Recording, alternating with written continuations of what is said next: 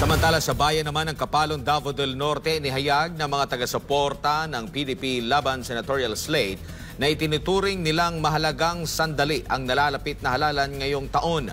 Kung bakit, alamin sa balita ni Christine Libico live mula dyan sa Kapalong, Davao del Norte.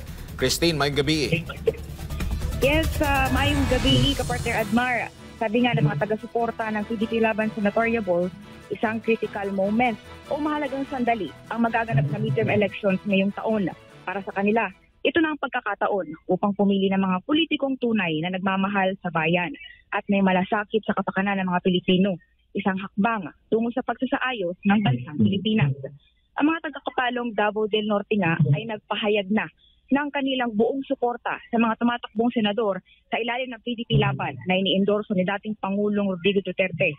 Ayon sa kanila, may kakayahan si Tatay Digong na matukoy ang mga lider na may tunay na malasakit sa bayan. Sa ginanap na ayusin natin ang Pilipinas Political Rally, tahasan din itinaabot ng mga taga-suporta ang kanilang suporta kay Pastor Polo C. Kibuloy, ang spiritual leader ng KOJC na ngayon ay senatorial candidate na.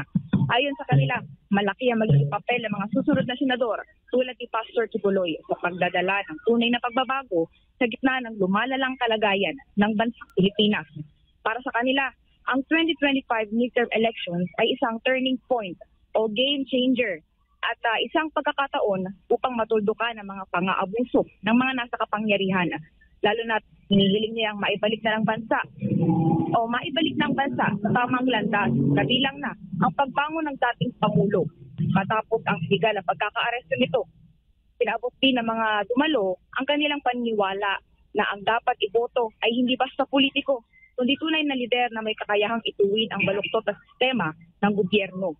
Daan-daan ang dumalo sa pagtitipon at marami sa kanila ang ngayon lang napakinggan ng mga plataforma ni Pastor Polo C. Kibuloy. Anila, sulayipod na mo ang bago o sa Tagalog pa, subukan naman namin ang bago. Kabilang sa mga plataforma ni Pastor Kibuloy ang zero corruption, death penalty para sa mga korap, pagsugpo sa illegal na droga at komunistang teroristang CPP, NPA, NDF, mga programang makakalikasan, pangkalusugan at pagsusulong din ng religious freedom. Nakisa rin sa campaign rally ang mga lokal na opisyales at mga taga-suporta mula sa iba't ibang sektor ng lipunan. Kabilang na ang dating House Speaker at tumatakbo na ngayong Vice Governor ng 1st District ng Davao del Norte na si Congressman Pantaleon Alvarez. Samantala, patuloy namang umaasa ang mga taga-suporta ni dating Pangulong Rodrigo Duterte na makakabalik na siya dito sa bansang Pilipinas sa lalong madaling panahon. Kaya naman, gaya ng tema ng kampanya natin, naniniwala sila na ito na ang tamang panahon para ayusin natin ang Pilipinas. Live mula rito sa Kapalong, Davao del Norte, para sa Pilipinas kung mahal, balik sa iyo, partner Adman. Dagang salamat si Christine Libico live mula dyan sa Davao del Norte.